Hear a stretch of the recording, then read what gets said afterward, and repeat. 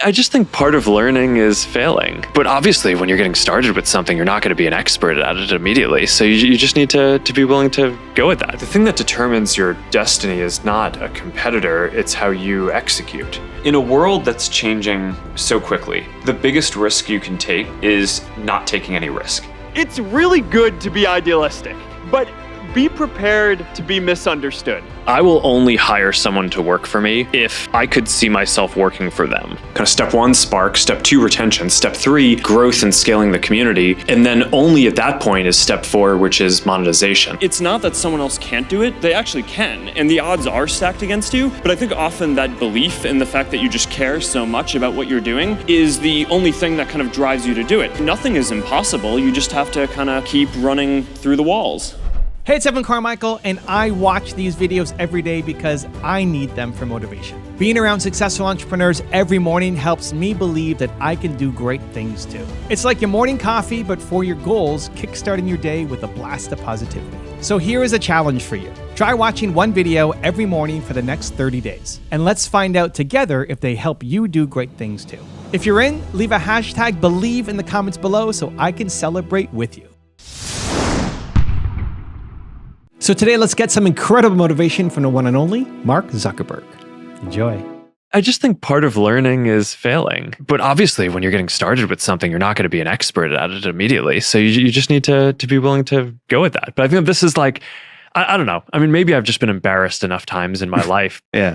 I do think that there's a thing where like, you know, as people grow up, maybe they don't want to be embarrassed or anything. They've built their adult identity and they kind of have a sense of who they are and what they want to project. And I don't know, I think maybe to some degree, you know, your ability to keep doing interesting things is your willingness to be embarrassed again and go back to step 1 and start as a beginner and get your ass kicked and, you know, look stupid doing things. But at running the company, it's like we just take on new adventures and,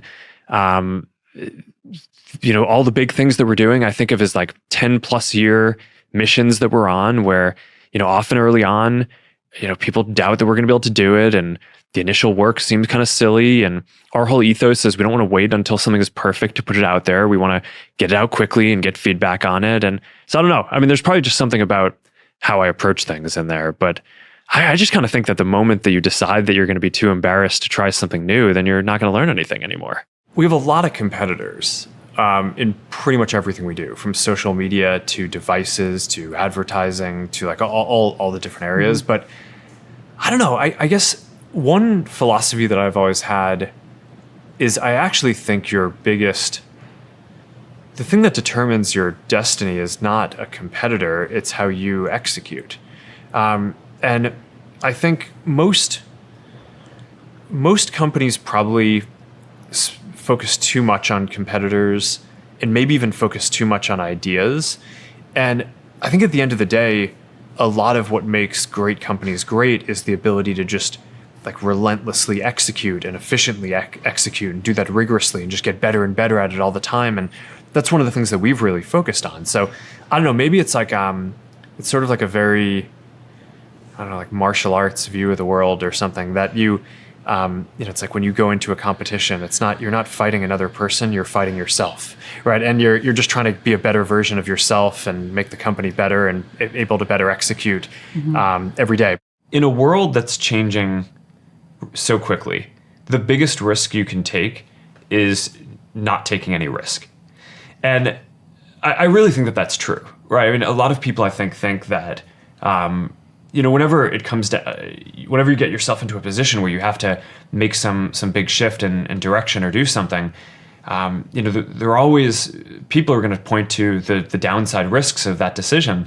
And locally, they're maybe right? I mean, for any given decision that you're going to make, there's upside and downside. But in aggregate, if you are stagnant and you don't make those changes, then I think you're guaranteed to fail, right? And not catch up. So to some degree, I think it's really right that over time, the biggest risk that you can take is to not take any risks.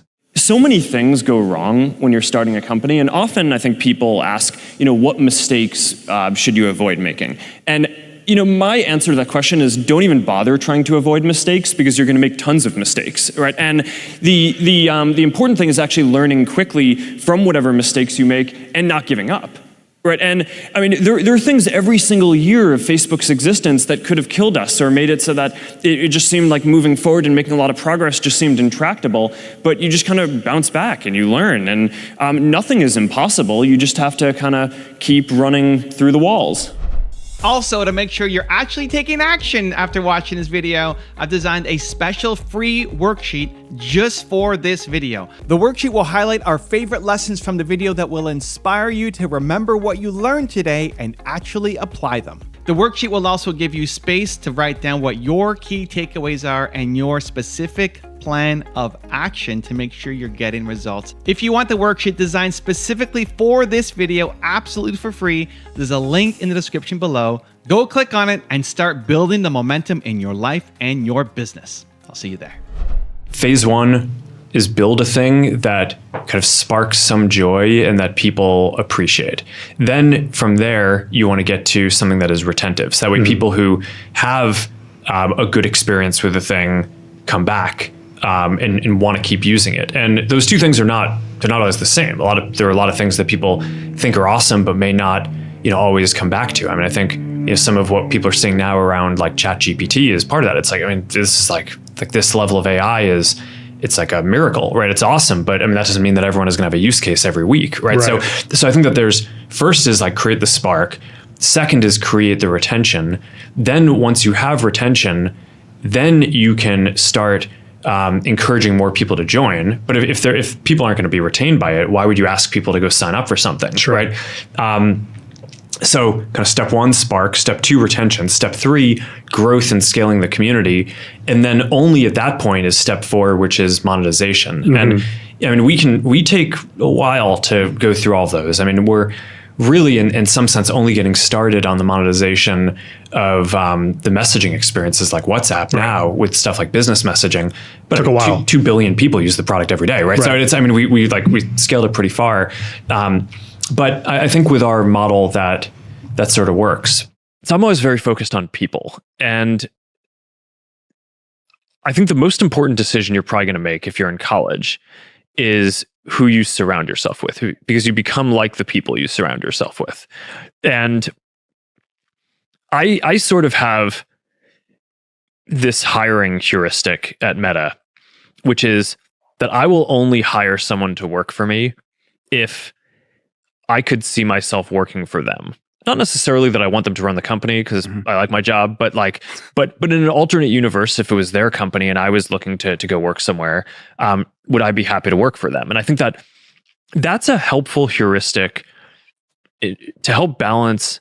When you're building something like this, there's a lot of pressure to, you want to build out your teams because there's a lot of stuff that you need to get done. And everyone always says, don't compromise on quality, but there's this question of, okay, how do you know that someone is good enough? And I think my answer is, I would want someone to be on my team if I would work for them. But I think that's actually a pretty similar answer to like, if you were choosing friends or a partner or something like that. So when you're kind of in college, trying to figure out what your circle is going to be, trying to figure out, you're evaluating different job opportunities. Who are the people, even if they're going to be peers in what you're doing, who are the people who in an alternate universe you would want to work for them because you think you're going to learn a lot from them because they are kind of values aligned on the things that you care about and they're going to and they're going to push you, but also they know different things and have different experiences that are kind of more of what you want to become like over time. So I don't know. I think probably people are too, in general, objective focused and maybe not focused enough on the connections and the people who they're basically building relationships with. Let's talk about the training yourself to be uncomfortable or to become more comfortable with discomfort. Does anything come to mind just in terms of managing your psychology? For my own psychology, the way that I try to manage this stuff is I wake up in the morning and you get like whatever emails you have of like stuff that's going on in the world, right? So it's world events, it's team events, whatever trends we're seeing across our products. And often in there's a fair amount of bad news and like new things that I need to absorb. One of the things I've found that just for kind of managing myself is that if I try to just go straight into the day, it's like almost every morning when I wake up and like read through my emails and get the news, it's almost like getting punched with sort of like a ton of new context. And it's like, okay, I need to like internalize this. So I found that basically doing something physical and something that's like meditative to take my mind off of it for like an hour so that I can reset and go do work is really important. So that's why, things like foiling or surfing have been really important to me because, when you're out there in the water, it's like pretty hard to focus on anything else, right? It's like when you're on the board, you're focused on making sure you stay on the board and don't mess something up. Especially if you're kind of towing or something like that, there's not a whole lot of downtime. Yeah. I've found that for my own performance is significantly better when I have something like that that's like meditative and physical and allows me to kind of output some energy and then I can come back in. And it's almost like I'll have subconsciously settled all of the things that have sort of all the news that have happened in the world. Now it's like, okay, let's go deal with it.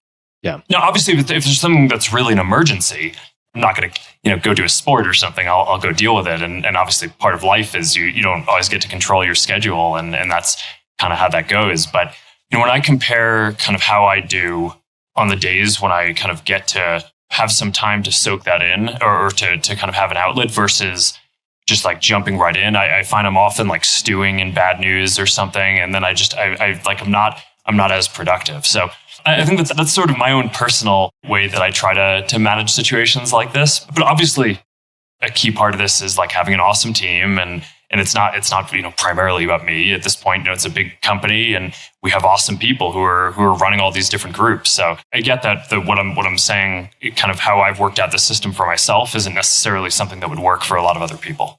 We've had this tradition for, I don't know, probably 7 or 8 years at the company, where every week we have a Q&A where our employees can come and ask me any question that they want about what's going on and what the direction of the company is, or questions or things that they read about in the press or that their friends who use the product, what they're asking them. And it's been this really important tradition for us, both because we really believe in openness and communication, and that's kind of what Facebook is all about. But it's also really important for me and for running the company to be able to get feedback. Right, and to be able to learn what's on people's minds, what our employees and folks who are part of our team are thinking about, and just kind of a lot of the time there are good questions that people ask that change the way that we think about what we're building and what we're here to do in the world, and that often make us go think and reevaluate how we should be approaching different problems. First of all, focus on it, right? I think like you basically get what you spend your time doing, right? I want the company to build 3 products this year. We're going to work on a few others because people are interested in them, but those are the 3 things that I'm spending my product time on, right? You get what you put into it. If you spend a third of your time trying to make the people around you better through getting better people, mentoring, getting them to be better, getting the best people in your organization into more impactful roles, then I think over time that just accrues and you get a better organization. It's really good to be idealistic, but be prepared to be misunderstood. Anyone working on a big vision is going to get called crazy, even if you end up right. Anyone taking on a complex problem is going to get blamed for not fully understanding it, even though it's impossible to know everything up front. Anyone taking initiative will always get criticized for moving too fast because there's always someone who wants to slow you down. It wasn't so long ago that I was a student and sitting in a seat in an auditorium like you guys are here today, listening to. I remember very specifically this time when Bill Gates came to talk at Harvard, and I was just like, wow, how do you do that? But the trick is that the media likes to sensationalize this as if you have some eureka moment or you are some singular person who can build something on your own, and that's just not how the world works. When I was in school, I built a lot of stuff that I just liked building. There was not a single moment when I had some revelation that Facebook was going to be awesome. That's not maybe how the media or movies or whatever would like to portray things. It's much less exciting. But the reality is, I think most services in the world that reach the scale that Facebook has, you start off building something that you care about, and you don't necessarily think it's going to be that big. I didn't. I built Facebook, the first version of Facebook, for my college community because I wanted to be able to connect with the people at my school. And I remember very clearly talking to my friends at the time and saying, how cool is it that we have built this community for our school? One day it's going to be awesome when somebody else builds this for the world, because something like this needs to exist for the world. But it didn't even occur to me that my friends and I might be able to play a role in doing that, right? Because we were college students, right? I mean, we didn't have any engineers to work with, or servers or resources or anything like that. And there are these huge companies that deliver products for hundreds of millions of people, right? I always assumed that it was going to be like Microsoft or Google or someone would build this for the world. And what basically just happened is at each step along the way, we just kind of kept doing the next thing and growing from there. And there were teams inside these other companies that thought social media was important and were working on it. But there were all these different memes and narratives in the world. People would say, oh, well, this is just a fad. People are going to use it, but then they're going to stop. So, so a lot of the teams who were working on didn't take it that seriously, or, the higher-ups in those companies didn't care, so they didn't get resources, and we just kept going and going. And then people would say, all right, fine, so maybe people are using it, but it's never going to make any money, right? I mean, social media doesn't make any money. And we just kind of kept going, and then pretty soon we had a service that was bigger than any of these other ones, and that kind of is how we are here where we are. There's no magic. A lot of times I think people just get afraid because often your dream is it seems like it's so far off, but if you just kind of focus on building stuff that you think is good and you keep on going at each step along the way and don't let people deter you from that, and you just really care about what you're doing and kind of don't give up at each step along the way, then I think that's how you build something good. Steve Jobs cared a little bit too much about how perfect the edges of some polygon were, right? What is it that you care too much about? Connecting everyone. No, seriously, if you think about, it's like this aesthetic sense of the world that I have is that communities of people can channel their energy to do great things, and having connections between people is the infrastructure for the world to do that. And that's why at each step along the way, when there was always all this uncertainty about, whether it would be profitable or whether it would make sense or be good or whatever, to do these things, we always were doing it because we just cared more. And to this day, you could say that was a startup thing, but it isn't, because now we're here and we connect more than 1 billion people. But we're pouring tons of money and resources into connecting people who can't even afford internet access, right? So that's there's no way that that's going to be profitable in the near term or medium term, but we're doing it because we think it's the right thing to do. And over the long term, I do think that there's something there, and it's going to be fundamentally important for the world. And maybe we'll get rewarded, maybe not, but we just really care. To me, entrepreneurship is about creating change, not just creating companies. And the most effective entrepreneurs who I've met care deeply about some mission and some change that they're trying to create, and often they don't even start because they're trying to create a company, right? And that's how I think about my connection to all of us here is, when I was getting started, I cared deeply about giving everyone a voice, right? And giving people the tools to share everything that they cared about, and bringing a community together. And it started small in one university, and I didn't think it was going to be a company at the time.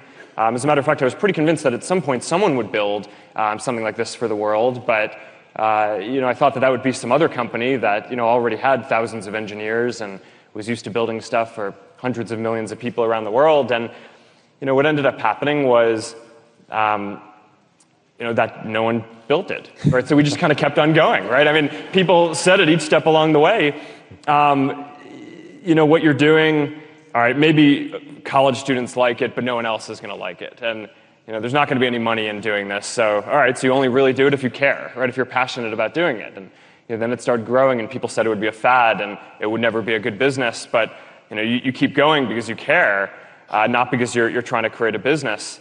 And then there's the shift to mobile, where people thought that it wouldn't be a sustainable business. And through each of these things, the entrepreneurs who I think build things that last for a long time keep going because they care fundamentally about the change that they're trying to create in the world. And they're not in it just to build a company. Companies are learning organisms.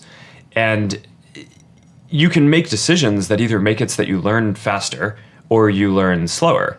And in a lot of ways, building a company is like following the scientific method, right? You try a bunch of different hypotheses, and if you set up the experiments well, then you kind of learn what to do.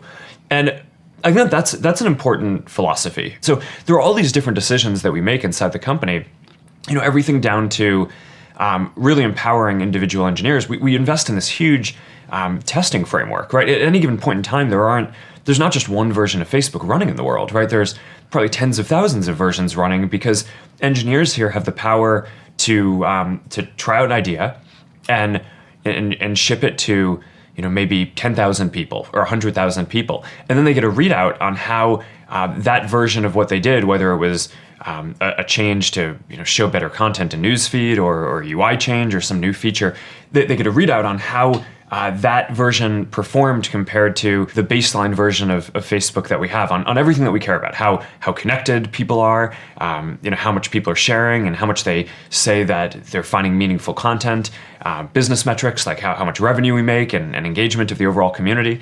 And by running tens of thousands of different experiments and putting the power in people's hands to try all these different things, you can imagine we just make so much more progress than we could if every change had to be approved by me, right? Or every idea had to come from management. So I do think that there's something very deep about building this learning culture and moving quickly towards that just helps you get ahead over time.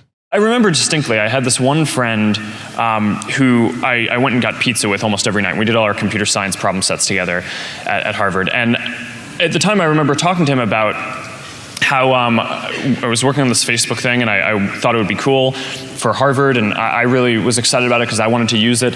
But at the same time, how I thought that over time, someone would definitely go build this version of this for the world, but it wasn't going to be us. It was going to be Microsoft or someone who built software for hundreds of millions of people. It's like, who are we? We're college students, right? We're not qualified in any way to build this. And I think a lot of my takeaway from that was that we just kind of cared more than those other companies about making it exist.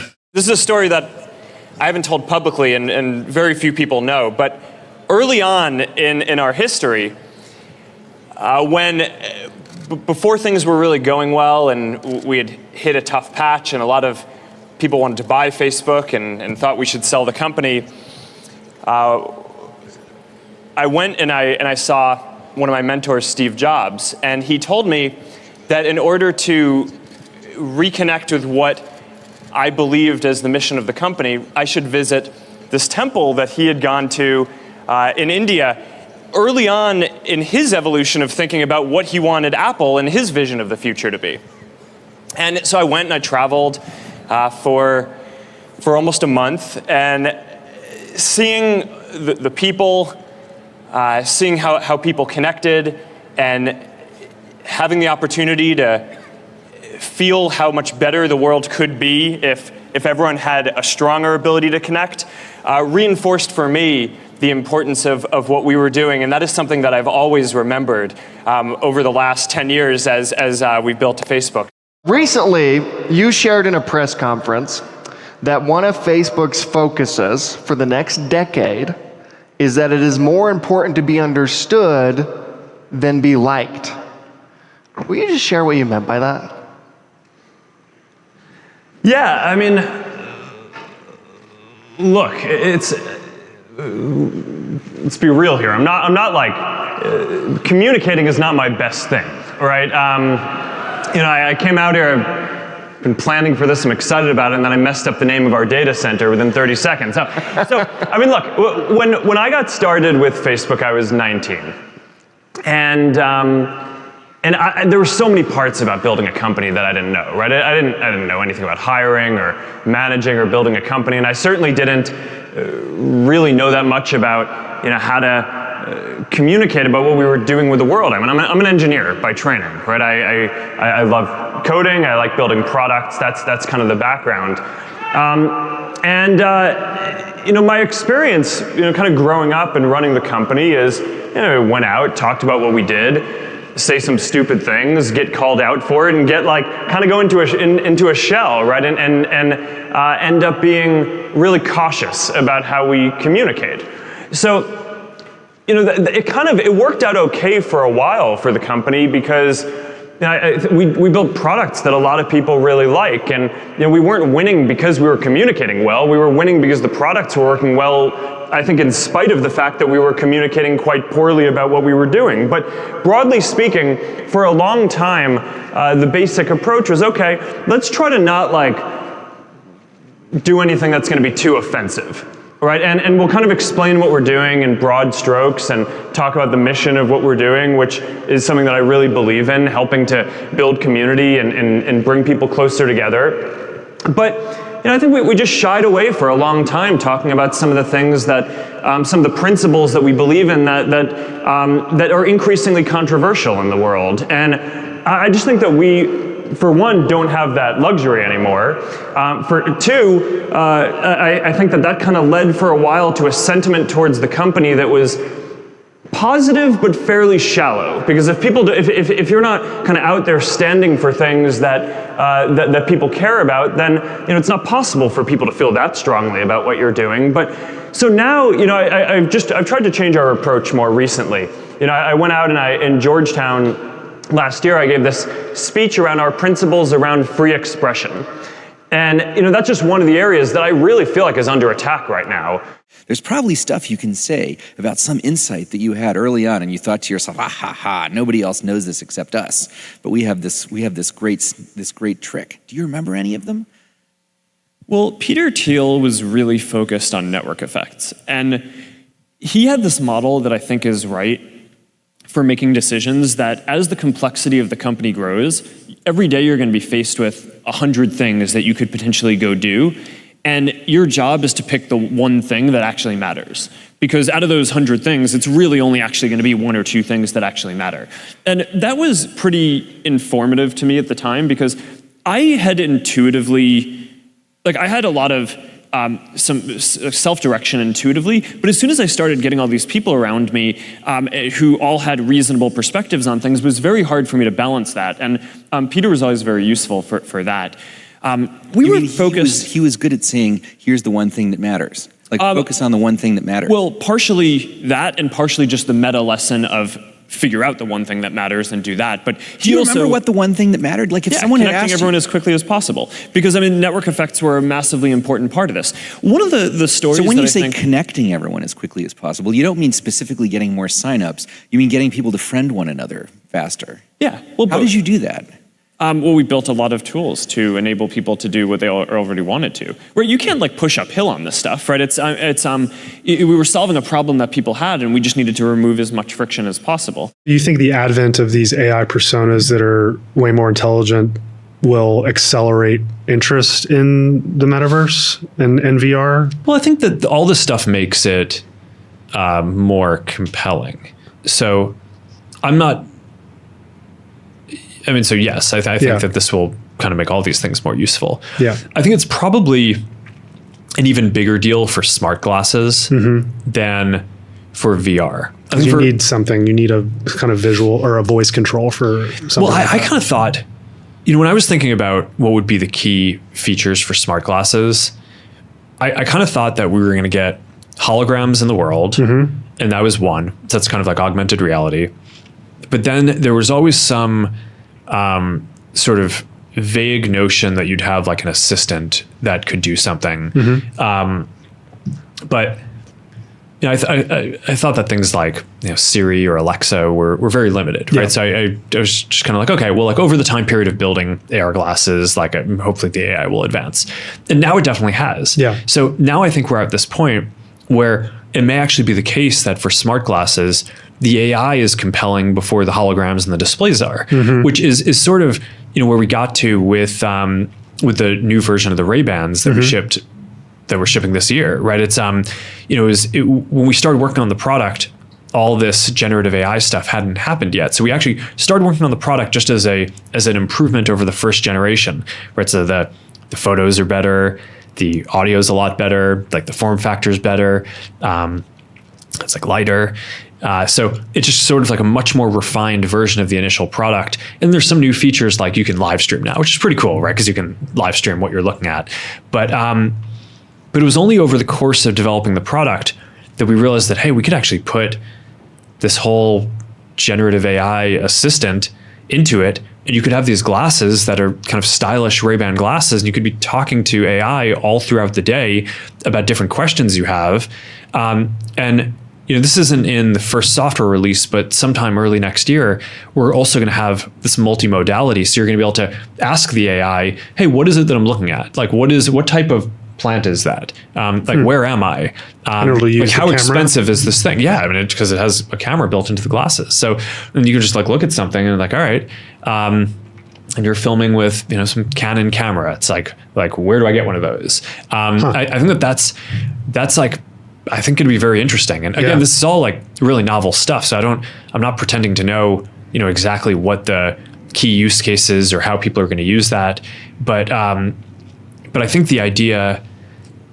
Smart glasses are very powerful for AI because unlike having it on your phone, glasses as a form factor can see what you see and hear what you hear from your perspective. So if you want to build an AI assistant that really has access to all of the inputs that you have as a person, glasses are probably the way that you want to build that. And one of the things that we're really focused on is we want the world to evolve in a way where there isn't like a single AI superintelligence, but where a lot of people are empowered by having AI tools to do their jobs and make their lives better. And if you're a creator, right, and if you run a podcast like you do, then you have a big community of people who are super interested to talk to you. I know you'd love to cultivate that community and you interact with them online outside of the podcast as well. But I mean, there's way more demand both to interact with you, and I'm sure you'd love to interact with the community more, but you just are limited by the number of hours in the day. So, at some point, I think making it so that you could build an AI version of yourself that could interact with people, not after you die, but while you're here to help, help people kind of fulfill this desire to interact with you and your desire to build a community. And there's a lot of interesting questions around that.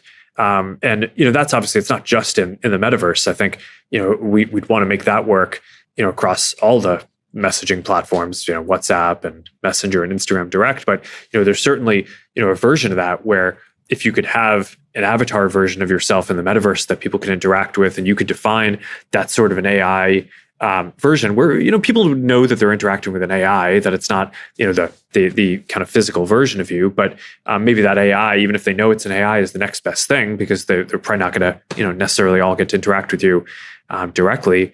I think that could be a really compelling experience. There's a lot of things that we need to get right about it. We're not ready to release the version that a creator can kind of build a version of themselves yet, but we're starting to experiment with it in terms of releasing a number of AIs that people can interact with in different ways. And I think that is also just going to be a very powerful set of capabilities that people will have over time. What would you say is the hardest part of running Meta? Well, I think the hardest, this may just be for me because of the way that I'm oriented, but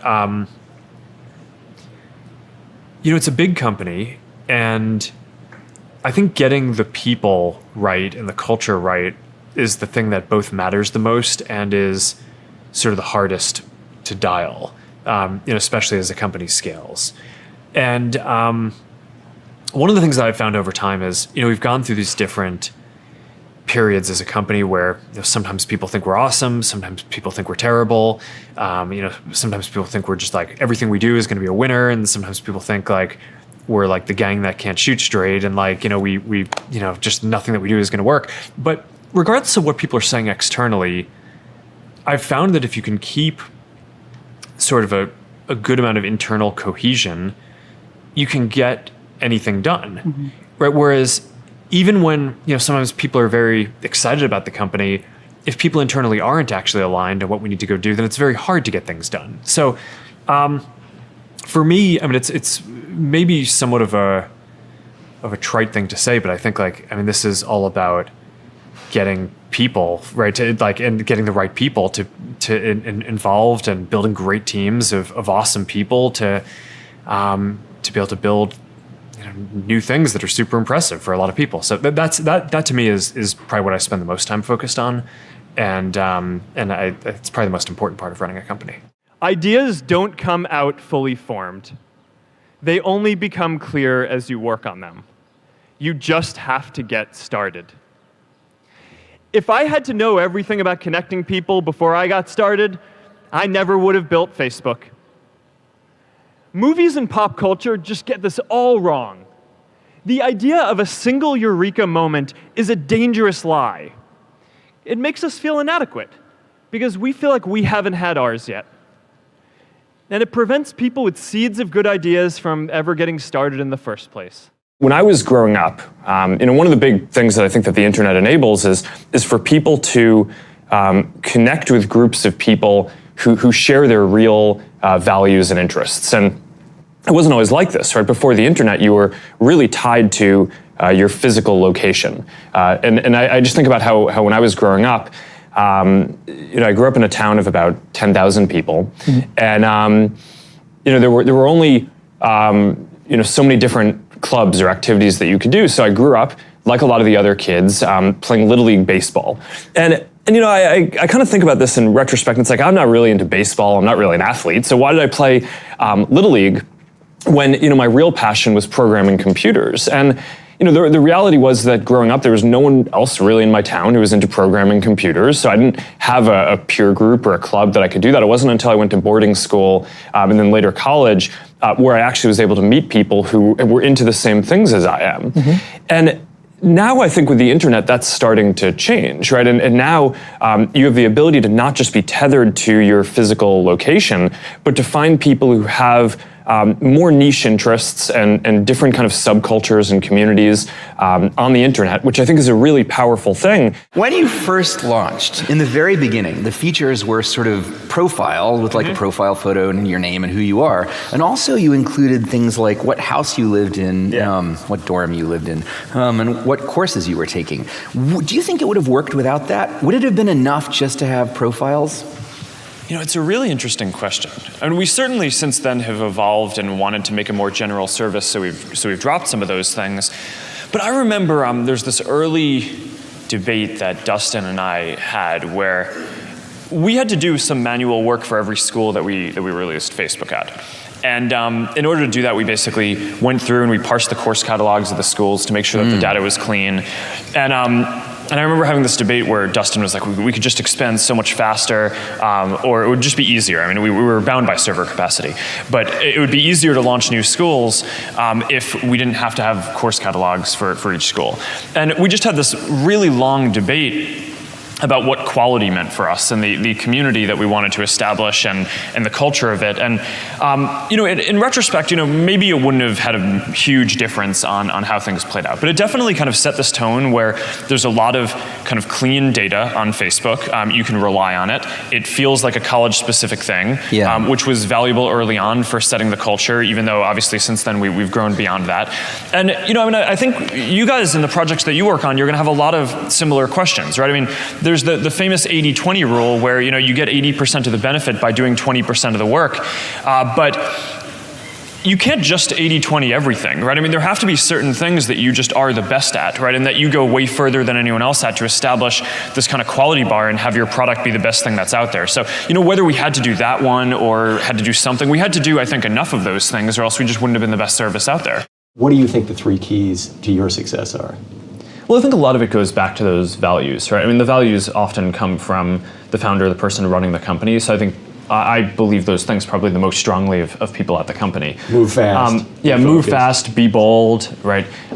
Focus on impact. I mean, I think, I think long-term focus is a really important part of this, right? I mean, we've had a lot of opportunities to optimize for the shorter term, whether it's in selling the company or in doing different products that would have benefited us in the short term, but not optimized for the long-term impact. And I just think, opportunities like this don't come around that often. So when you get one, I feel like you almost have a duty to see it through and build it to be what it can be. Every night when I put my daughters to bed, we go through this thing, and they call it the good night things, because we're basically what we talk about at night. And I go through them. Sounds like a good show. The good night things. Mm-hmm. Yeah, Priscilla's always asking. She's like, "Can I get good night things?" It's like, I don't know. You go to bed too early. But but I basically go through with Max and Augie. What are the things that are most important in life, right? That it's like, what do I want them to remember and just have like really ingrained in them as they grow up? And it's health, right? Making sure that you take care of yourself and keep yourself in good shape. Loving friends and family, right? Because having the relationships, the family, and making time for friends, I think is perhaps one of the most important things. And then the third is maybe a little more amorphous, but it is something that you're excited about for the future. And when I'm talking to a 4-year-old, often I'll ask her what she's excited about for tomorrow or the week ahead. But I think for most people, it's really hard. I mean, the world is a heavy place. And I think like the way that we navigate it is that we have things that we're looking forward to. So whether it is building AR glasses for the future, or being able to celebrate my 10-year wedding anniversary with my wife that's coming up, it's like, I think people, you have things that you're looking forward to.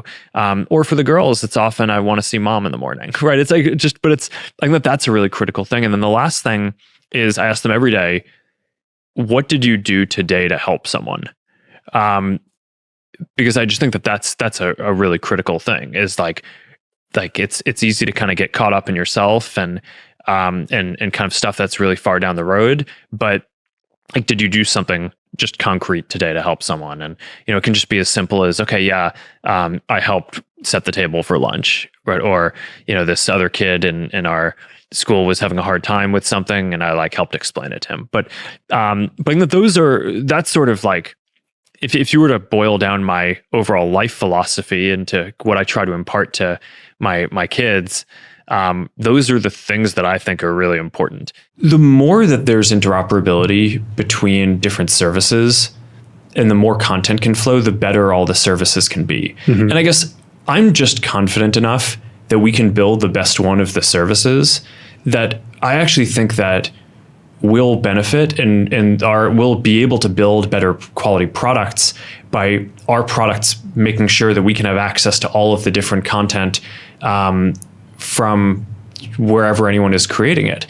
And I get that not everyone is going to want to use everything that we build. I mean, that's obviously the case. I mean, it's like, okay, we have 3 billion people using Facebook, but not everyone wants to use one product. And I think making it so that they can use an alternative but can still interact with people on the network will make it so that product also is more valuable. You can increase the quality of the product by making it so that you can give people access to all the content, even if it wasn't created on that network itself. So I don't know. I mean, it's a bet. Yeah. I think it takes some confidence, but I don't know. I think it's both good to give people choice. I know there's kind of this funny counterintuitive thing where I just don't think that people like feeling locked into a system. Yeah. So in a way, I actually think people will feel better about using our products if they know that they have the choice to leave, right? And if we make that super easy to happen, and obviously there's a lot of competition, and we do download your data on all our products, and people can do that today, but it's the more that's designed in from scratch, I think it really just gives creators, for example, the sense that, okay, I'm not I have a agency. Yeah. So in a way, that actually makes people feel more confident investing in a system if they know that they have freedom over how they operate. So I don't know. I think like it's maybe for phase one of social networking, it was fine to like have these systems that people felt a little more locked into. But I think for the mature state of the ecosystem, I don't think that that's going to be where it goes. So I don't know, I'm pretty optimistic about this. And then if we can build threads on this, then, maybe we can, over time, as the standards get more built out, it's possible that we can spread that to more of the stuff that we're doing. We're certainly working on interop with messaging. Yeah. And I think that that's been an important thing. The first step was kind of getting interop to work between our different messaging systems. Right. So they can talk to each other. Yeah. And then the first decision there was, okay, well, WhatsApp, we have this very strong commitment to encryption. So if we're going to interop, then we're either going to make the others encrypted or we're going to have to decrypt WhatsApp. And it's like, all right, well, we're not going to decrypt WhatsApp. So we're going to go down the path of encrypting everything else, which we're making good progress on. But that basically has just meant completely rewriting Messenger and Instagram Direct from scratch. So you're basically going from a model where all the messages are stored in the cloud. It's like you're completely inverting the architecture where now all the messages are stored locally and just the way that they're... While the plane's in the air. Yeah. So, I mean, that's been sort of this like heroic effort by just like 100 or more people over like a multi-year period. And we're basically getting to the point where it's starting to roll out now. But, now that we're at the point where we can do encryption across those apps, we can also start to support more interop, which I think is going to be with other services like Meta that Meta doesn't own, other messaging apps. Yeah, well, I mean, the plan was always to start with the interop that between our services, but then to get to that. But yeah, we're starting to experiment with that too. This is a lot of the thesis behind the whole metaverse, is giving people the ability to feel like you're present with someone. I mean, this is like the main thing I talk about all the time. But I do think that there's a lot to process about it. I mean, from my perspective, I mean, I'm definitely here. We're just not we're not physically in the same place. It's not like you're not talking to an AI, right? This is so I think the thing that's novel is the ability to convey through technology a sense of almost physical presence. So the thing that is not physically real is us being in the same physical place, but kind of everything else is. And I think that gets to this somewhat philosophical question about what is the nature of kind of the modern real world. And I just think that it really is this combination of a physical world and the presence that we feel, but also being able to combine that with this increasingly rich and powerful and capable digital world that we have, and all of the innovation that's getting created there. So I think it's super exciting because, I mean, the digital world is just increasing in its capability and our ability to do awesome things. But the physical world is so profound, and that's a lot of what makes us human is that we're physical beings. So I don't think we want to run away from that and just spend all day on a screen. And that's like, it's one of the reasons why I care so much about helping to shape and accelerate these future computing platforms. I just think this is so powerful. And it's even though the current version of this is like you're wearing a headset, I just think this is going to be by far the most human and social computing platform that has ever existed. And I don't know, that's what makes me excited. Doing the rebrand when you did, and did it achieve what you hoped it would? Well, yeah, no, I think that is a good place to start. I'll just start off by saying that, about a year ago this time, you gave us a lot of trouble by breaking the news of this rebrand. Yeah, so sorry about that. No, well, it's you were doing your job, and I respect that. So I appreciate that. But I think that was just about the biggest thing of the year that we were tried so hard to keep it under wraps, but somehow you got that one. So touche. I think that there's a bunch to reflect on here. So first this is a long-term journey, right? I mean, it was never like, okay, we're trying to... the internal conversations we had actually always expected that the initial moment of the rebrand was going to be quite negative. And then that over time, we would just sort of build this out, right? Mm-hmm. Just because, like, there are all these questions around what the future vision is that we're building, and we just and all this stuff is ahead, right? I mean, we're kind of, this is the the first version of the Work VR device line that we're shipping, and it's not going to be until later this decade when we're on V4, V5, that this stuff really starts to get fully mature. And so I just figured there's so much story here left to fill out, and this is like a long-term thing. So I'd say the initial response to the rebrand dramatically surpassed my expectations about kind of what could be achieved in terms of people hearing the vision that we wanted to put out there. And I think like almost overnight, in the first few months, you had all these other companies sort of jumping in and talking about how they wanted to do stuff in the metaverse too. And I think it really popularized that term and that vision in a way that just dramatically exceeded what I'd actually expected. In the business world, really everywhere, and now there's chief metaverse officers at companies, right? I mean, it sounds like you didn't expect for it to catch on quite like that. No, I kind of assumed that we were going to have to just continue building out the roadmap, and that, I mean, maybe sometime like 5 years from now, things would start to click and people would start to understand what we were putting together. Instead, I think a lot of people really got a lot of the vision for what it is. I mean, obviously, it's still this high-level concept, and there's a ton of stuff that still needs to get built. But I think it caught people's excitement just as sort of a kind of a long-term hope for what we want to build more than I'd actually thought was possible. And that I think actually poses different opportunities and challenges. On the one hand, a lot of folks are really excited about working on it. On the other hand, I do think it just sets up for a trough of disillusionment at some point, because it is a vision that's far out, and we're obviously investing a lot, and the products are working really well. I mean, Quest 2 is working really well. I think a lot of the research that we have and mixed reality, augmented reality, neural interfaces, like all these, I think these are leading in across the industry. So I'm really excited about what we're doing, but it's not like this stuff is going to be fully mature in a year or even 2 or 3 years. It's going to take a long time to build out the next computing platform. So we'll see. In running a company for almost 20 years now, one of the things that's been pretty clear is when you have a team that's cohesive, you can get almost anything done. And you can run through super hard challenges. You can make hard decisions and push really hard to do the best work, even and kind of optimize something super well.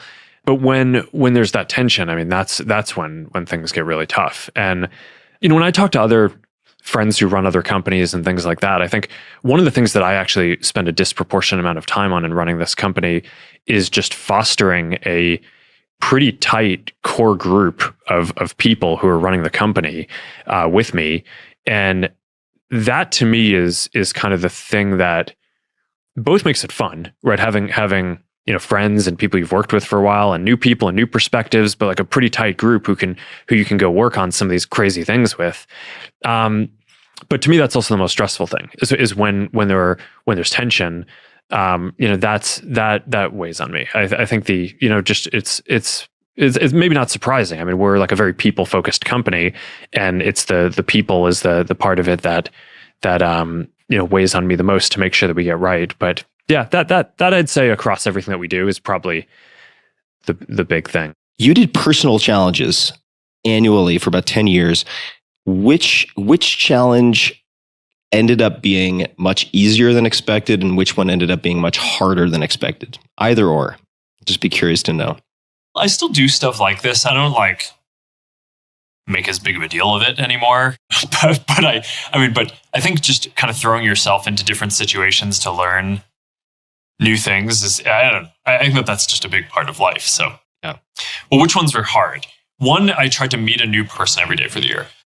That was hard for me. I'm pretty introverted.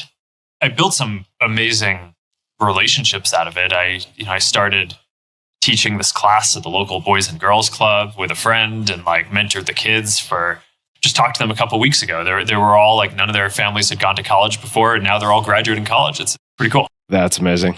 But I'm super introverted. So I think that's probably been another silver lining of the whole distributed work thing for me, is having space to kind of think and kind of control my time and not get interrupted by other people so much. But it's an interesting balance, being introverted, but also being pretty sensitive and caring a lot about other people. I think that people kind of think that introverts are for like don't like other people or something. That's not true. I just get overwhelmed easily.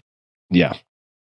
And then some of the ones, the interesting thing is they all went in weird directions, right? So one year I did this like year of running, and then it's like I just did all kinds of different running. I did like sprints, I did long distance running, and then like my knees started hurting. So then I broadened out and did triathlons and training for this Ironman. But then I broke my arm biking, so that ended up not quite happening.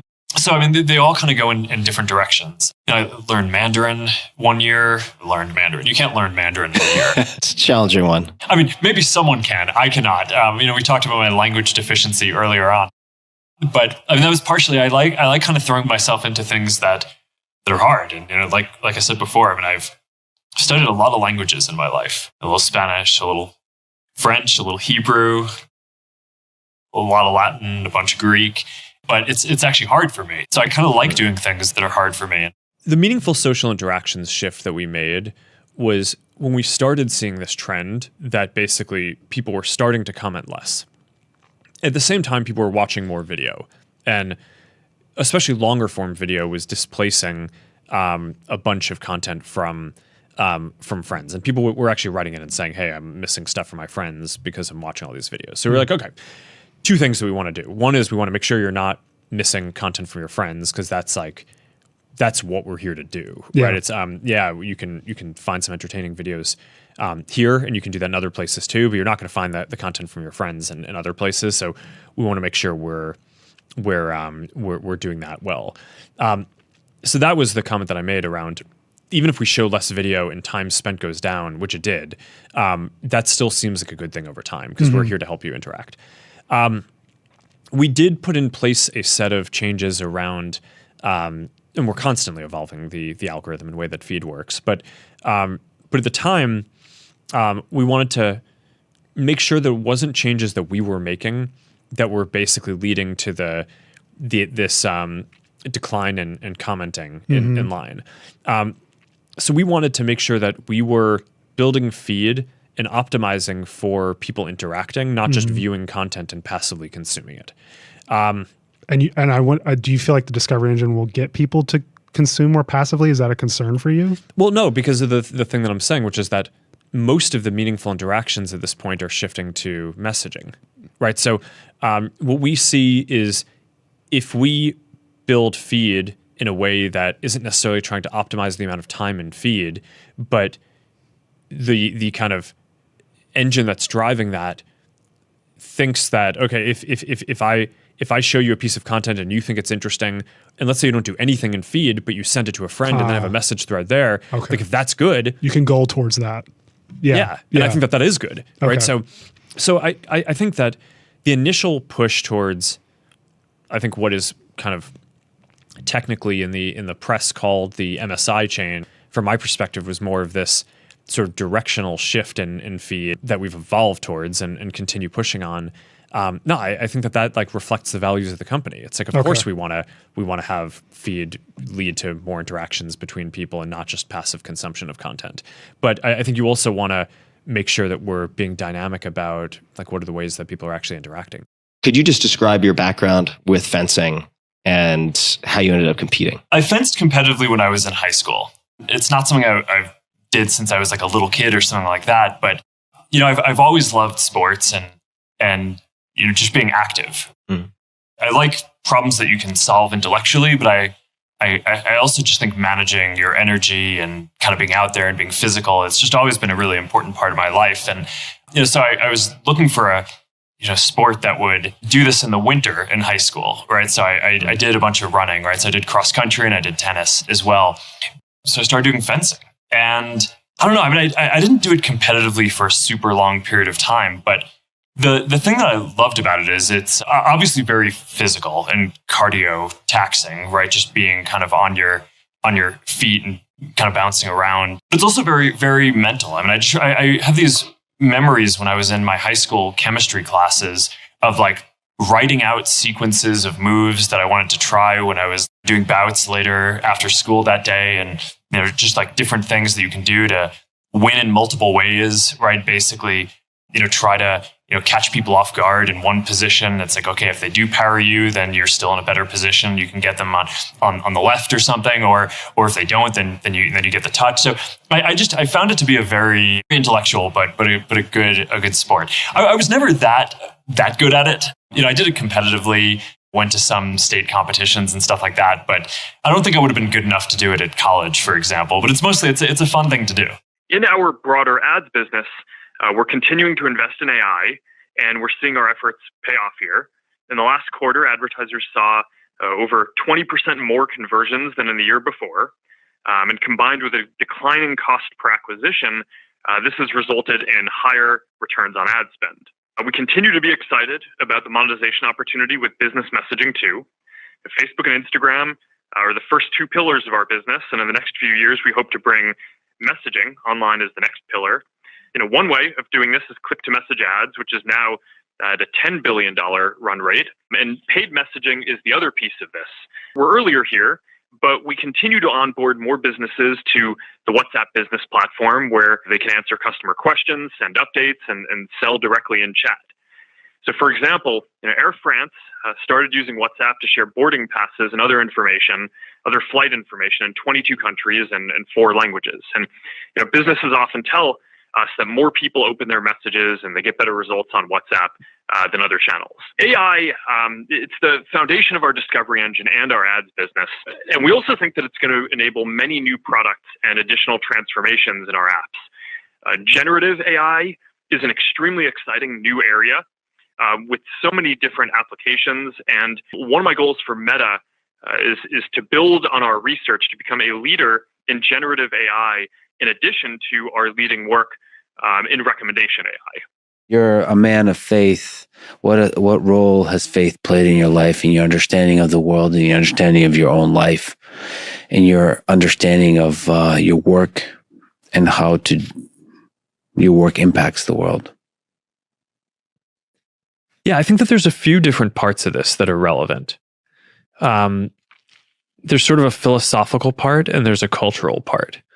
I mean, one of the most basic lessons is right at the beginning of Genesis, right? It's like God creates the earth and creates people in God's image. And there's the question of, what does that mean? And the only context that you have about God at that point in the Old Testament is that God has created things. So I always thought that one of the interesting lessons from that is that there's a virtue in creating things that is like, whether it's artistic or whether you're building things that are functionally useful for other people. I think that by itself is a good.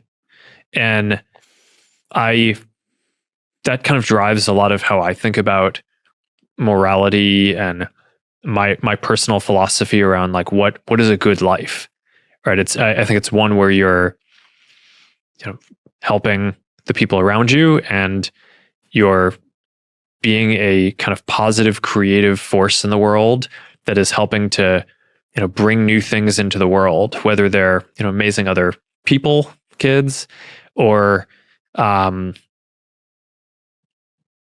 just leading to the creation of different things that wouldn't have been possible otherwise. And so that's a value for me that matters deeply. And I just love, spending time with the kids and seeing that they sort of, trying to impart this value to them. And it's like, nothing makes me happier than like when I come home from work and, I see like my daughter's like building Legos on the table or something. It's like, all right, I did that when I was a kid, right? So many other people are doing this. And like, I hope you don't lose that spirit where when you kind of grow up and you want to just continue building different things, no matter what it is. To me, that's a lot of what matters. That's the philosophical piece. I think the cultural piece is just about community and values. And that part of things, I think, has just become a lot more important to me since I've had kids. It's almost autopilot when you're a kid. You're in the kind of getting imparted to phase of your life. But and I didn't really think about religion that much for a while. I was in college, before I had kids. And then I think having kids has this way of really making you think about what traditions you want to impart and how you want to celebrate. And and like what balance you want in your life. I don't hire people who I wouldn't work for myself. I think that that's a really good heuristic because everyone knows this, like, there's this saying like A players hire A players and B players hire C players, which is like good people hire good people. Yeah. And I don't think that that's that informative, right? Because I mean, what are you going to say? Like, to someone in your organization, hire you're a better B people. player, you don't get to hire people. Like, I mean, no. I mean, and I think a lot of the time the problem is you don't actually know. I mean, sometimes you're like trying to figure out how good someone is. If you didn't think they were good, you wouldn't have hired them. But the heuristic of only hiring people who you would work for tends to be pretty good, I think. Because then it's like, then that you know, right? It's like, I would not work for this person, then okay, I'm not gonna like stretch just because I need to fill a role today. The main thing is just, when you're starting something, it's just kind of hard. You need to be pretty headstrong about it, right? And there are gonna be all these challenges that come up. And I think the main thing that you need to do is just not give up, right? And kind of know what you wanna do. And you know, the best entrepreneurs who I've met don't really start companies because their goal is to build a company. They do it because they want to make a change in the world and help people. And I think if you kind of stay true to that, and if you just focus on kind of powering through no matter what the challenges are that will inevitably come up in your path, then you'll find that there are lots of tools that are available and a lot of people who will help you build what you're building. One definition that I have for a good team is a group of people that makes better decisions as a whole than would individually make as a sum of the parts. And I think most smart people like learning, right? And I mean, that's like one of the thrills of starting a company, right? Is you're just, the learning curve can be so steep. And if you can set up a team dynamic where you're constantly learning from the people around you, then I mean, what's better, right? It's like, these are the people I wake up every morning and I want to go learn from and work from. Is that one of your heuristics for hiring people too, to like hire people that you learn from? Yeah, and when building a team, you want to think about the dynamics, so that way you can maintain this property that the team makes better decisions as a group than any individual would. I always kind of like, I get a little upset whenever any media attention focuses on me personally and me leading Facebook, much less a movie. It's been kind of a bad year, hasn't it? It turned out okay. Time, Academy. It turned out good. The time thing was awesome. That was really flattering. But I think that it's one of these things that the media systematically gets wrong, is that this idea that it's a person, right? It's never a person, right? It's always a team. And the most important thing if you are an entrepreneur trying to build something is you need to build a really good team. And that's what I spend a lot of my time on, right? I mean, I spend probably at least 3 hours a day with our core team, right, and doing things. I spend probably 25% of my time recruiting, finding good people, both outside the company and inside the company, to put in more impactful roles. There's this inherent conflict in the system, though, which is, are we trying to optimize newsfeed to give each person, all of you guys, the best experience when you're reading? Or are we trying to help businesses just reach as many people as possible? And in every decision that we make, we optimize for the first, for making it so that for the people who we serve, who use Facebook and who are reading newsfeed, get the very best experience that they can. And that means that if a business is sharing content that's going to be useful for them, then we'll show that. But that means that if the business is sharing content that isn't going to be useful for them, we may not show that, because it's probably more important that they learn about their friend who had a baby and their baby is healthy. So that's an important guiding principle for how we think about this stuff. And as the products continue to develop, there's just going to be more people sharing more things, and we're going to continue to try to do our best at showing the best things that we can, understanding that there's no way that a person will ever take the time to go through every one of the 1,500 things that are shared with them every single day. But that's kind of how I think about organic reach. And there are a lot of pages that are doing quite successfully, and their organic reach is growing quite a bit because they're delivering content to people that they really want. So if you're a business owner and you're thinking about how to use your free page on Facebook, I would just focus on trying to publish really good content that's going to be compelling to your customers and the people who are following you.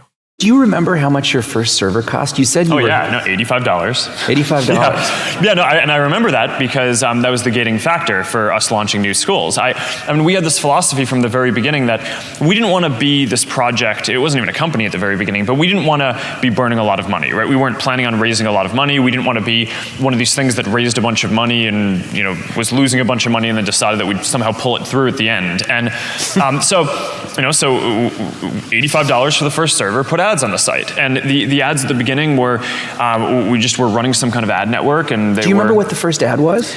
No, I don't. I don't. How did you get ads? This was Eduardo's job early on.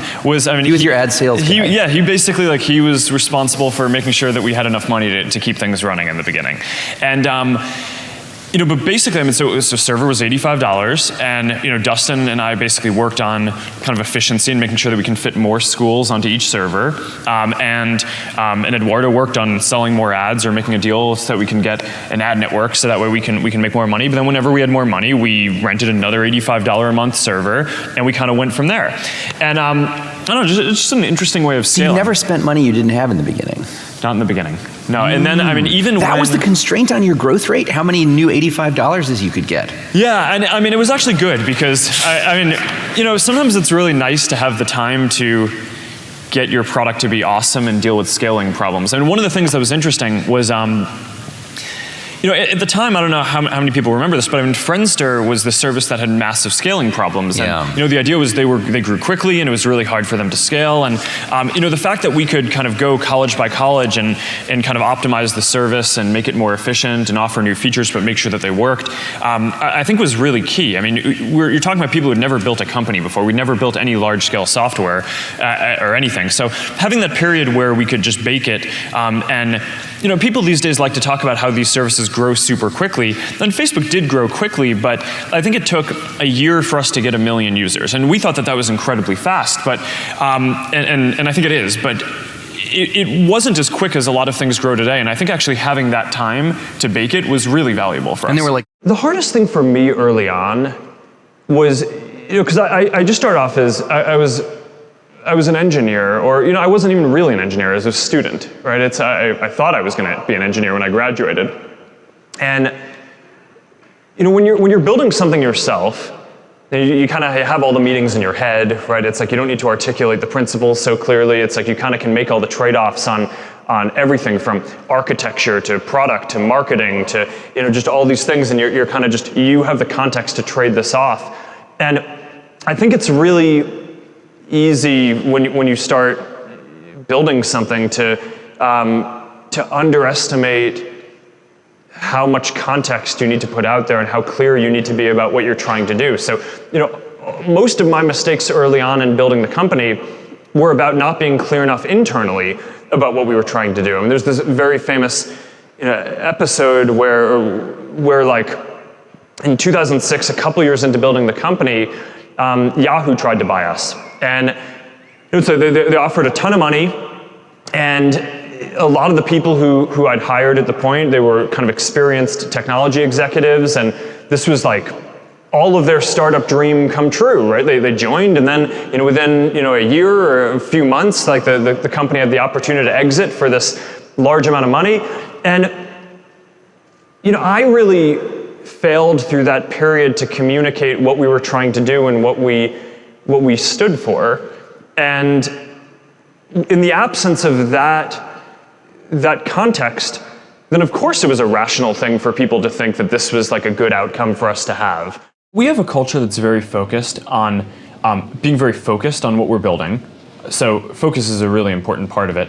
But which it wasn't at Google for a long time. Now it seems to be in vogue. So they may be saying, the focus is better. But at the same time, we want to make sure that everyone can come and add their ideas. I mean, some of the best ideas throughout the company's evolution, they have just been from just places all throughout the company, whether it's an engineer or someone on the customer support team, or just different areas around the company. So we've always had these hackathons, right, that are basically time that we allocate that the only rule is that you don't work on what you work on the rest of the time. And it's basically an incubator for people to prototype different ideas, much in the spirit of how Facebook got founded originally. The idea that you can build anything good in a day or a couple of days, right, and get a version of that running.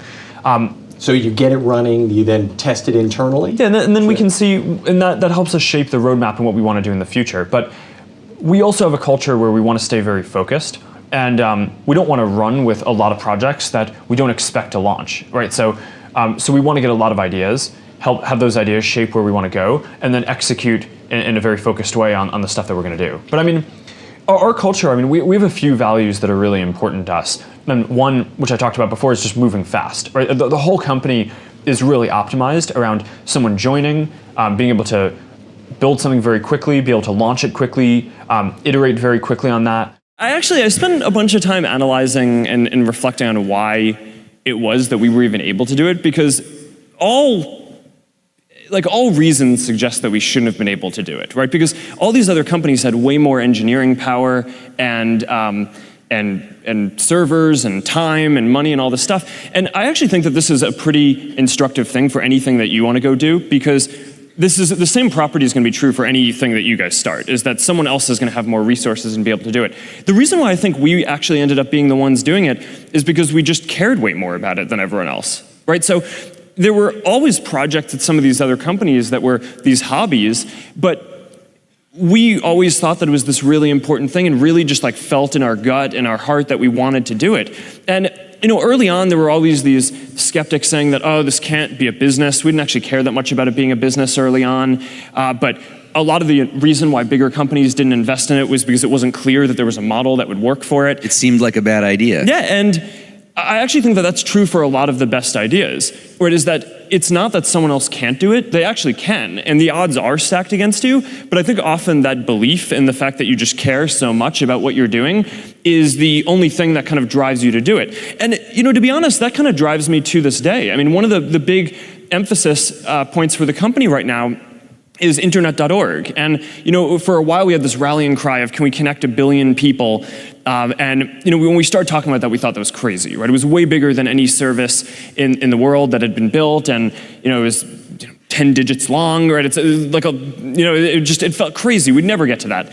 But then the thing is, as we started to actually get closer to that, we took a step back and we're like, all right, well, our mission isn't actually to get 1 in 7 people in the world to be connected. It's we want to connect everyone. So it's a big issue that only around 1/3 of the people in the world have access to the internet, and that's something that we think that we can do something about. And similar to early Facebook, there's no business model around this. I mean, all the people who have all the money in the world, I mean, it's not necessarily a fair thing, are already the people who are on Facebook, right? It's in the first 1/7 of the world. But we just believe really strongly. It's like, this is what we are here to do. This is what our company cares about. I care about it. The team cares about it. Our culture cares about it. So we're just going to keep pushing on it. And I actually think a lot of the reason why great stuff gets built is because it's kind of irrational at the time. But so it kind of selects for the people who care the most about it doing it.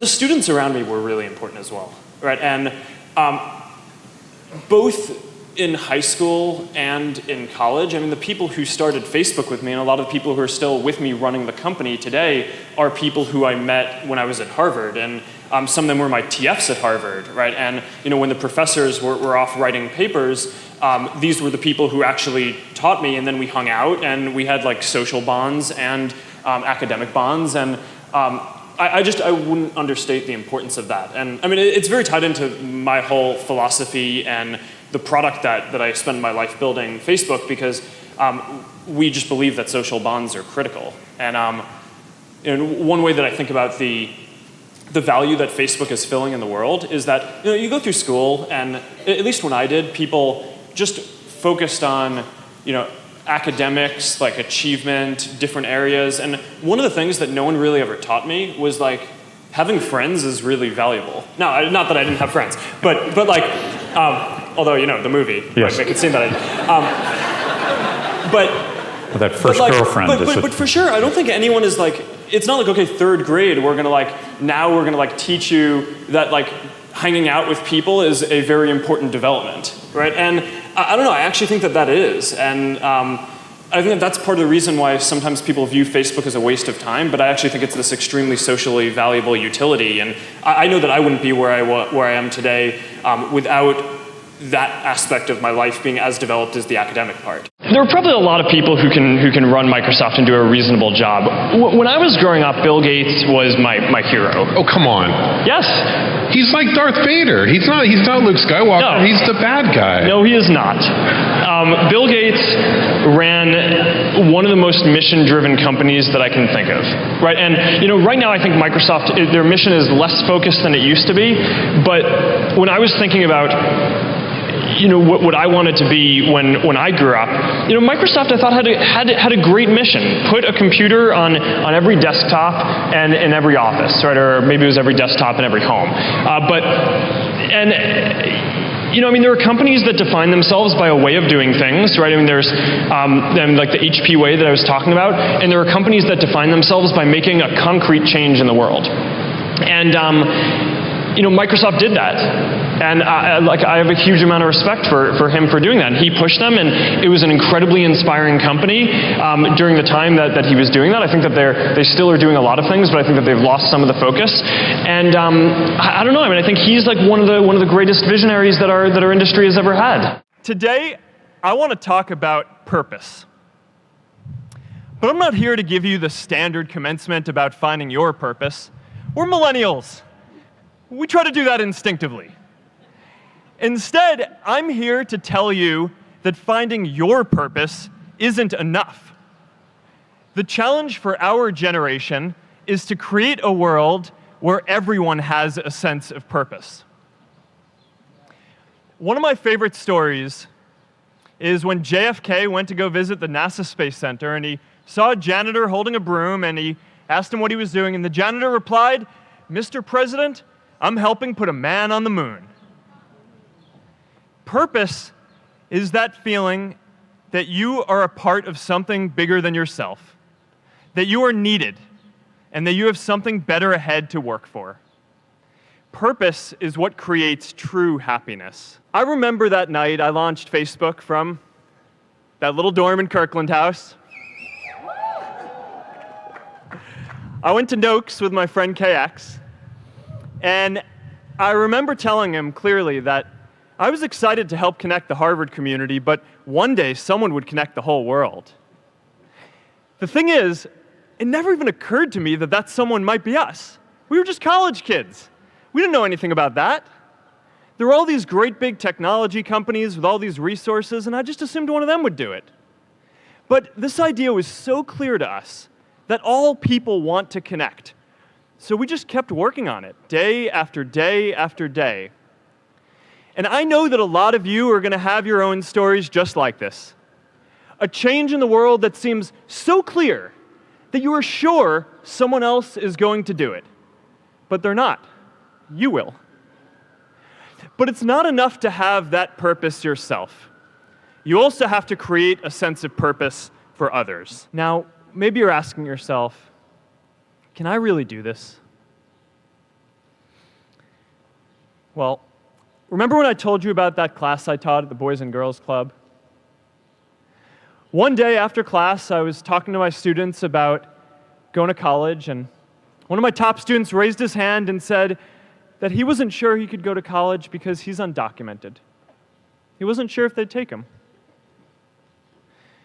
Last year, I took him out to breakfast for his birthday, and I wanted to get him a gift, so I asked him what he wanted, and he just started talking about struggles that he saw other students in his class facing, and finally he said, I'd really just like a book on social justice. I was blown away. Here is a young guy who has every reason to be cynical. He wasn't sure if the country he calls home, the only one he's known, was going to deny him his dream of going to college. But he wasn't feeling sorry for himself. He wasn't even thinking of himself. He has a greater sense of purpose, and he's going to bring people along with him. It says something about our situation today that I can't even say his name because I don't want to put him at risk.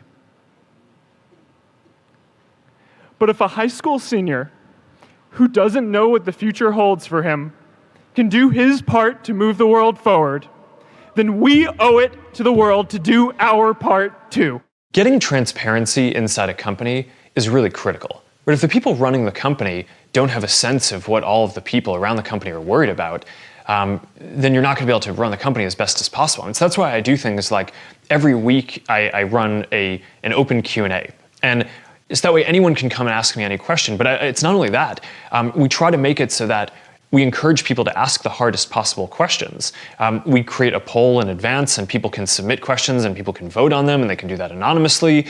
So that way, I can make sure every week that I know what the top issues are that people are worried about inside the company, and so that I can address that. And we certainly have a pretty flat management culture. We're not generally very hierarchical. I talk to a lot of product managers and engineers and just go through many layers of management because I want to hear what's going on. And that's how we try to operate the company. And I think that that's very important. I kind of think about what we're doing today very similarly to how I thought about where we were at the beginning. I get people all the time who come to me and say, all right, well, you're investing billions of dollars in trying to put internet connectivity in places where we don't get paid for it. It's not something that we'll make any money from for a very long period of time if it works out. But it's this deep belief that you're trying to make a change, you're trying to connect people in the world. And I really do believe that if you do something good and if you help people out, then eventually some portion of that good will come back to you. And you may not know up front what it's going to be, but that's just been the guiding principle for me in the work that we've done. Facebook is a for-profit company. Why call it .org? Is this a nonprofit? Is this charity? If we were primarily focused on profits, the most reasonable thing for us to do would be to really just focus on the first billion people who are using our products. I mean, the world isn't set up equally, and the first billion people who are using Facebook have way more money than the rest of the world combined. So from a business perspective, it actually doesn't make a huge amount of sense for us to put the emphasis in this that we are right now. The reason why we're doing it is two things. One is mission, right? I mean, we're here to help connect the world, and we take that really seriously. And to some degree, you can't really do that if 2/3 of the world doesn't even have access to the internet. So, we just turned 10 as a company. And we decided that in our next 10 years, we want to take on some really big challenges in the world, like helping everyone get online. And that's just an important thing for us, and I think for a lot of other internet companies and fulfilling this mission overall. Now, over the long term, I do think it could be good for our company as well, if you look at it in a 10, 20, 30-year time horizon, because a lot of these countries and economies will develop, and over time, they will be important. But if we've given the world a voice, look at what's happened in the last year. You've had elections in the last years, elections manipulated, hate speech that's gone viral and turned offline. It certainly seems like this mission has been accomplished in many ways, and there's a whole new set of problems that perhaps you guys didn't foresee. And now we're in a very complicated place where there's not an easy solution. Yeah, these are complex issues that you can't fix. You manage them on an ongoing basis.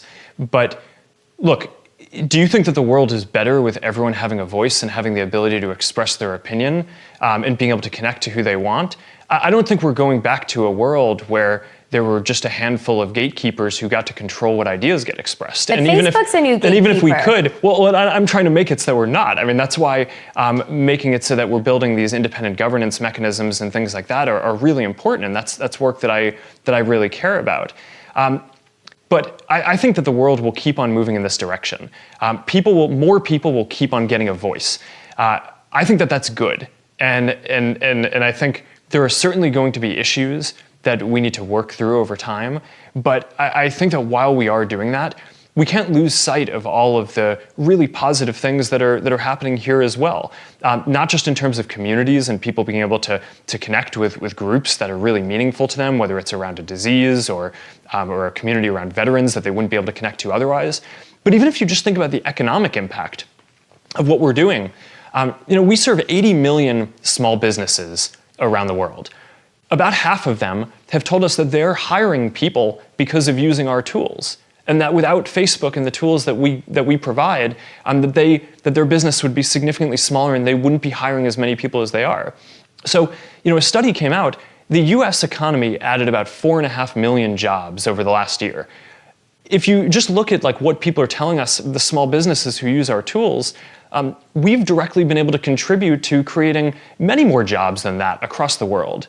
So I think that this is the power of giving people a voice, giving small businesses, giving communities, giving everyone everywhere the ability to connect with the people who they care about and get their opinion across, and giving everyday people the power that previously only big companies would have had. So that's it. The world is going to go more in that direction, and I think by and large that's a good thing. So I'm really proud of the work that we're doing on this, and there are big issues, and I'm not trying to say that there aren't that we need to work through, but I do think that sometimes you can get the flavor from a lot of this, from some of the coverage that that's all there is, and I don't think that that's right either. We need to make sure that we address these questions. These are really big and important things for the future of our society and the future of the internet. But we also need to keep pushing in the direction of empowering more people, because that's good. Take me inside Mark Zuckerberg's head to like the moment that you decided you needed to change Facebook's core mission. Was there an event that happened, or was there just a moment that you said, we got to change something? Well, for most of the last 10 years, this idea that the world should be more connected was not very controversial, right? And now I think there are starting to be some people who question whether that is good. So just been this evolution where for me, and for a lot of the people I work with at Facebook, we feel like giving people a voice is a really important thing to do, but it's not enough to just give people a voice. You also have to, help build common ground, right? So that way, people can move forward together and aren't just, sharing a lot of different opinions, but you actually have to help reconcile that. So that way, people can come together as well. And that's a lot of the responsibility that we feel now, and the mission that we want to take on for the next 10 years of the company. You keep hearing we've never been more divided, we've never been more polarized. Was it the political climate that led to kind of this awakening? I think it's really this feeling that simply connecting the world is not enough by itself, that you also have to work and do proactive work to help bring people closer together, right? So you need to give people a voice so that we can get a diversity of opinions out there, but you also need to do work to help build enough common ground so that way we can make progress as a society together, right? You want to help people stay connected with the people they already know and care about, but you also want to make it so that people get access to new people and new perspectives too. So we're going to keep on doing everything that we were doing before to connect friends and family and to help people share. But now we also want to help people build communities, right? And other ways that they can connect and help people bond and come together and spread tolerance and a lot of the values that I think we all want to see in the world. One of the things that I think we've done well is just given the people at the company a lot of opportunity, right? So, it's not just me who started when I was 19 and now, I'm running this big company.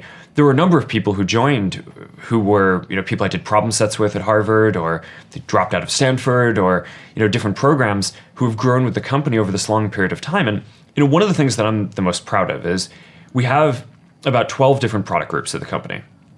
And all of the people who are running them, with the exception of one, did not join the company running a product group or reporting to me. That's amazing. And the one exception is David Marcus, who was the CEO of a $50 billion public company. So, so I'm pretty happy that he's on board, and having him run a product group, I think, is a pretty big coup too.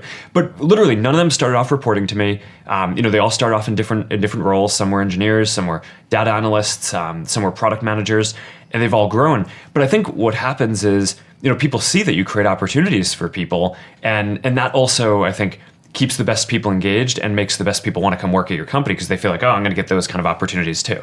No matter what you do, you're going to make a ton of mistakes, right? And I made every mistake I think you could probably make. I mean, mistakes in how to set up the company, mistakes in hiring, product mistakes, technical mistakes, anything you can kind of think about doing wrong.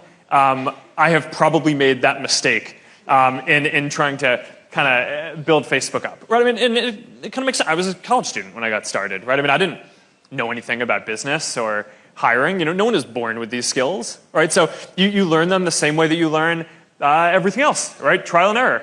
You do it. You don't be too afraid to make mistakes, and you do make mistakes, and you recover and you keep going.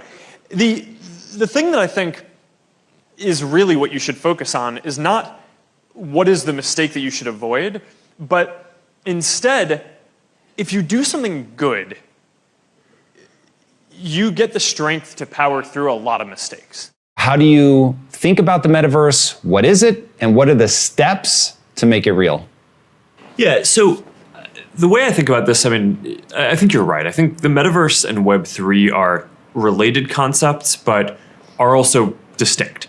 The metaverse, I think of as an immersive internet, sort of the next chapter of the internet after the mobile internet, the successor, if you will.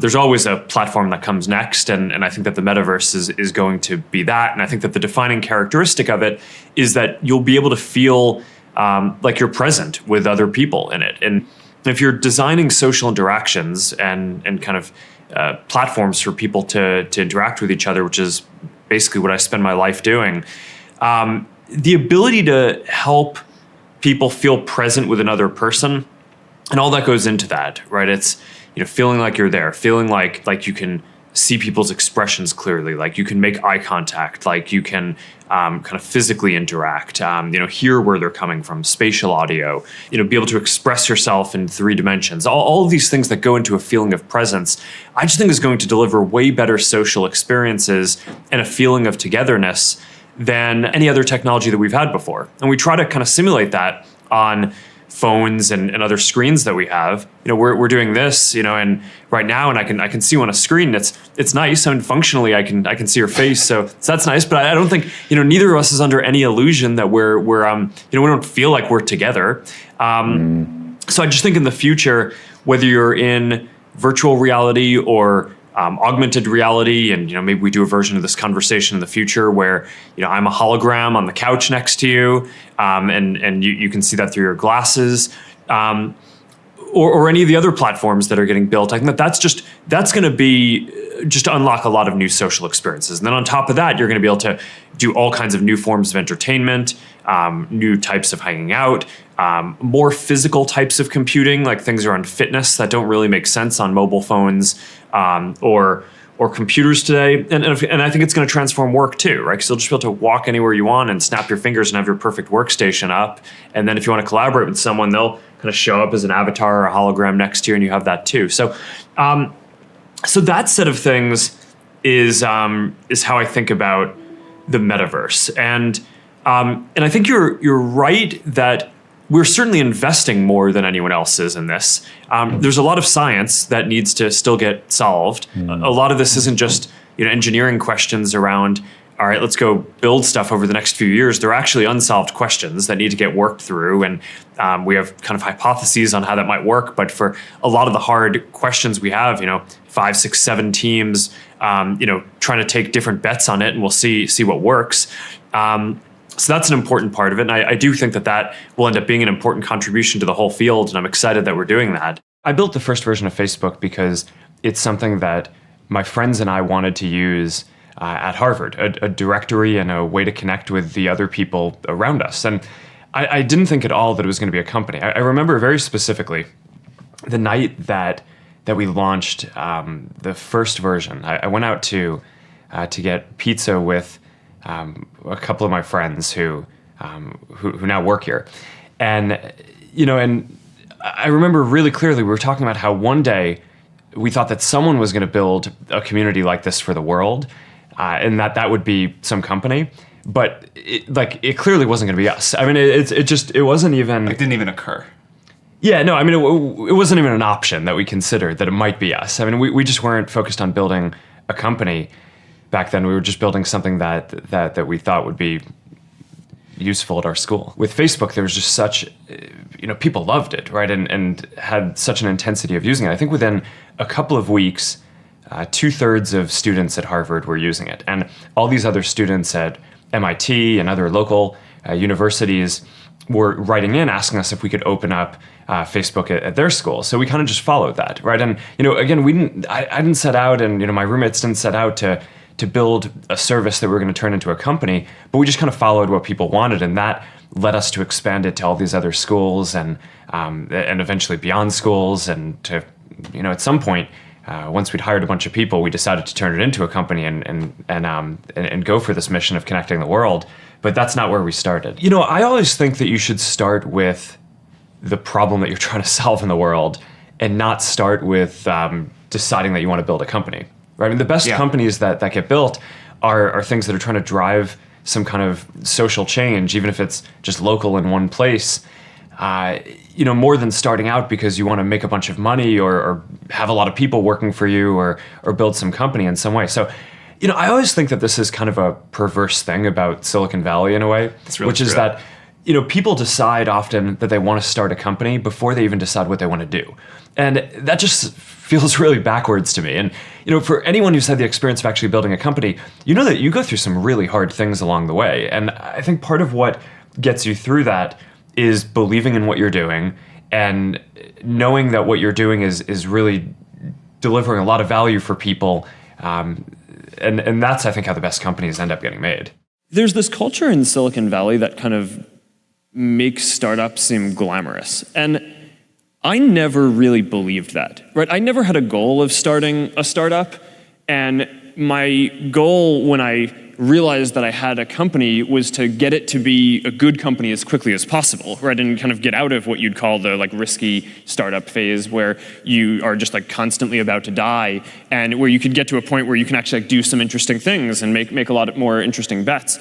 And so I don't know, I never read a lot of the literature on this. And I mean, maybe if I had, then I wouldn't have made so many mistakes. So I don't know if learning from me is the right way to go on this, but I mean, but it did, I think your model must have come from somewhere, though, even if it was unintentional, right? Like, were you influenced by Peter Thiel or Sean? Well, yes, Parker, I was influenced by all met? these people once I met them. I hadn't really heard of Peter Thiel before. I'm Sean talking about introduced me. Yeah, right. Yeah, but I mean, he was massively influential on my thinking, right? I mean, like a lot of the early lessons that I took on how to think about strategy came from Peter and Sean, and I did pay a lot of attention when I was growing up to Microsoft. I grew up, using, Windows 3.1 and then Windows 95, and I just thought that those were like the most unbelievable things. And in a sense, they are. Yeah, they really were awesome, right? Well, I don't know if you meant that positively, but I did. And I thought, building this ecosystem was really neat, and that kind of inspired me, right? In the way that they built a platform, I kind of thought, okay, well, maybe one day, the tools that I'm building can be part of a broader ecosystem as well. I think the media, there's a little bit of this cultural bias towards thinking that, one person does this, right? I mean, people say that, I built Facebook or Steve Jobs built Apple or whatever, but, that's really not true, right? I mean, we're people, we helped, but there were thousands and thousands of other people involved in building these things. And the reality is that as strong as any one individual is, no one person can deal with all the challenges that are going to get thrown at them in anything that you do.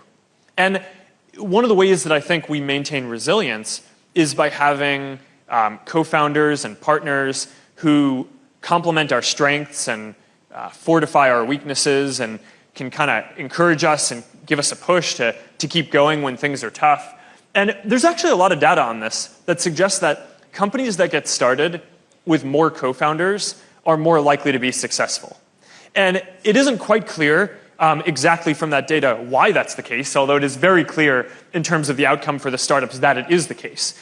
But I would guess that the reason why that's the case is because of this resilience point, where people who start something by themselves, I just think like there's no way that any one person can overcome all of the different things that you need to do to build a startup or take on any kind of other project in the world. But if you have 2 or 3 or 4 partners, then I don't know. I mean, maybe over time, one of them doesn't like it and drops out, but you still have enough strength on the team to power through all the challenges that you have, and that's kind of how you go. And at Facebook today, one of the things that I always find a little bit funny is, again, that so much attention is placed on me as the person running the company, whereas I think, people like Cheryl, who really, is my partner running the whole business, or, folks like Chris Cox, who run a huge amount of our product, or Mike Schrepfer, who's our chief technology officer and kind of make sure that a ton of what we're doing works, or Jay Parikh, who, runs all of our global infrastructure and all the data centers around the world. We couldn't make Facebook work without those people. right? And there were really hard days where I'm not sure what to do next, and they keep me going. How have you hired your team, and what do you look for when you bring people on? If you think about it, I started the company when I was 19, right? So I can't institutionally believe that experience is that important, right? Or else I would have a hard time reconciling, myself, right, and the company. So we invest in people who we think are just really talented, even if they haven't done that thing before. And that applies to people who are fresh out of university, as well as people like the CFO who took the company public, had not taken a company public before, right? And a lot of his background was in production, development at Genentech before. So just focus on really talented people. The first set of schools that we launched at after Harvard were schools that had other kind of school-specific social networks. So I think it was Stanford had something, Columbia had something, and I think Yale had something. So I think why did you choose ones that had school-specific social networks? Because they I wanted to competitors. Well, I wanted to go to the schools that I thought would be the hardest for us to succeed at, because I knew that if we had a product that was better than everything else that other students were making at other colleges, then it would be worth investing in and putting time into. But I didn't want to just kind of get into a project where there would end up being this huge legacy of maintaining it if ultimately there were just going to be different things that were as good as it. I turned down this offer to sell the company. The management team, who were a bunch of pretty experienced folks, but who hadn't spent a lot of time working at Facebook, weren't that steeped in what we were trying to do. The group basically fell apart. Within I think it was 18 months after that, every single other person on the management team either quit or it was just so dysfunctional that I had to fire them. And most of them quit. And that was really challenging because I think I was like 22 at the time. So again, it's like I hadn't learned most of the lessons that I have learned to this point on managing. But I kind of feel like when you have internal team cohesion and you have a team that believes in something, you can get a lot of things done and you can handle a lot of adversity. But when that starts to break down, it becomes very hard to get things done. And even so, through the other big challenges that we've had to navigate over time, not just the last couple of years, but after we went public, right, we had a big business model challenge. We were transitioning from a desktop and web-based business to mobile. Our app wasn't in the space that I wanted it to be. We didn't have ads in Newsfeed yet, so we weren't sure if that was going to work. And we went public, and our market cap got cut in half within the first year. And people doubted whether we were going to be able to make this transition to mobile. And empirically, that's not a crazy thing to doubt because a lot of technology companies basically die or really lose their way during these big technology shifts, right? So of which going from web to mobile was certainly one. But through that period, we were able to maintain very good team cohesion internally. Everyone had a strong sense of mission. They knew what we were there to do. They believed in the products. They cared about connecting people and bringing the services to more people around the world. So it didn't end up being that challenging of a period in the grand scheme of things. Not that many people quit. People saw through the challenge that we needed to go do, and we came out of that well. But the internal team cohesion thing is a really big deal. Back at Harvard, I am outside of my old dorm room, and this desk, minus the poster in the background, that is not my poster, and I would not have had a poster that cool. This is where my desk was, and this is where I programmed Facebook for. It took me about 2 weeks to program to code the first version of this. It was a very simple version that I launched in February of 2004. Yeah, so I'm probably never going to be back here again in this specific room, but this has been a place where a lot of really special things happen in my life, and I'm really grateful to this place. We are gathered here at the second biggest event called F8 this week. And, we probably should have seen this one coming after... Probably should have seen this coming after Fast and Furious 7. Didn't. It's our bad. Now, while we don't have The Rock here today, we do have the tech equivalent, David "The Rock" Marcus. And while we may not live our lives a quarter mile at a time, I know at least some people here live their lives one quarterly earnings at a time. All right. All right, bear with me. I got one more for you. All right, while Fast and Furious's tagline is never give up on family, ours is similar, never give up on the family of apps. All right, not as catchy, not as catchy. I could just keep going. I wrote like 6 more of these, but I understand that some of you are here to see a tech keynote. You suck! I can't help it. For some incredible Elon Musk motivation, check the video right there next to me. I think you'll love it. Continue to believe, and I'll see you there. I'm not sure I want to be me. Okay. But if I think advice. I mean, if you want to make